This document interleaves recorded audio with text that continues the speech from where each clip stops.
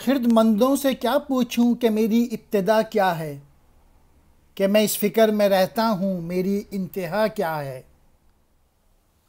خرد مندوں مینس عقل مند لوگوں سے۔ تو اقبال کہہ رہے ہیں عقل مند لوگوں سے میں کیا پوچھوں کہ میری ابتدا کیا ہے، کہ میں کہاں سے آیا ہوں۔ میں تو اس فکر میں رہتا ہوں کہ میری انتہا کیا ہے، کہ میری زندگی کا مقصد کیا ہے، اور مجھے کیوں اس دنیا میں بھیجا گیا ہے، اور اس کے لیے مجھے کیا کرنا ہے۔ خود ہی کو کر بلند اتنا کہ ہر تقدیر سے پہلے خدا بندے سے خود پوچھے بتا تیری رضا کیا ہے۔ خود ہی کہتے ہیں اپنے آپ کو پہچاننا، اپنی صلاحیتوں کو پہچاننا، اپنے آپ کو ڈیولپ کرنا۔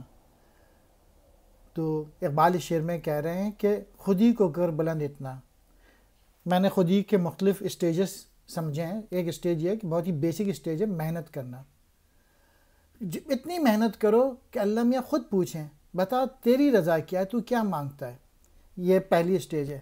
دوسرا یہ ہے کہ آپ آگے بڑھتے رہیں، اللہ سے اتنی محبت کریں اور اس جگہ پہ پہنچ جائیں تو اللہ میاں خود آپ سے کہیں کہ بتاؤ تمہیں کیا چاہتے ہو۔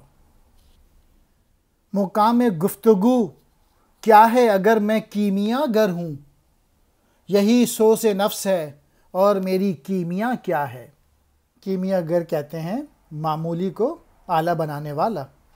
اقبال اس شعر میں کہہ رہے ہیں اگر میں کیمیا گر ہوں یعنی معمولی کو اعلیٰ بنانے کی صلاحیت رکھتا ہوں تو اس میں بحث کی کیا بات ہے۔ سوز نفس کہتے ہیں عشق کی کیفیت۔ تو اقبال کہہ رہے ہیں کہ ان میں عشق کی کیفیت موجود ہے اور یہی ان کا کیمیکل ہے۔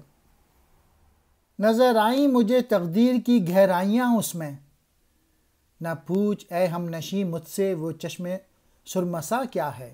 اقبال اس شعر میں کہہ رہے ہیں انہیں تقدیر کی گہرائیاں نظر آ رہی ہیں، اور اقبال دوسرے مصرعے میں کہہ رہے ہیں کہ میرے دوست میرے محبوب کی جو آنکھیں ہیں ان کے بارے میں کیا بتاؤں۔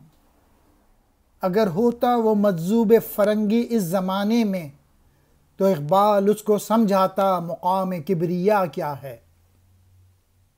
اس شعر میں اقبال مجذوب فرنگی مینس نیتشے کو کہہ رہے ہیں جو کہ جرمنی کا فلاسفر ہے۔ تو اقبال کہہ رہے ہیں اگر وہ زندہ ہوتا تو اقبال اس کو سمجھاتا اللہ میاں کا مقام کیا ہے۔ نوائے صبحگاہی نے جگر خوں کر دیا میرا،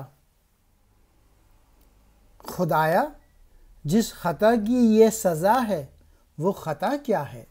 اقبال کہہ رہے ہیں صبح سویرا اٹھ کر نغمے سنتا ہوں تو مجھے جس خطا کی یہ سزا مل رہی ہے وہ خطا کیا ہے، وہ غلطی کیا ہے۔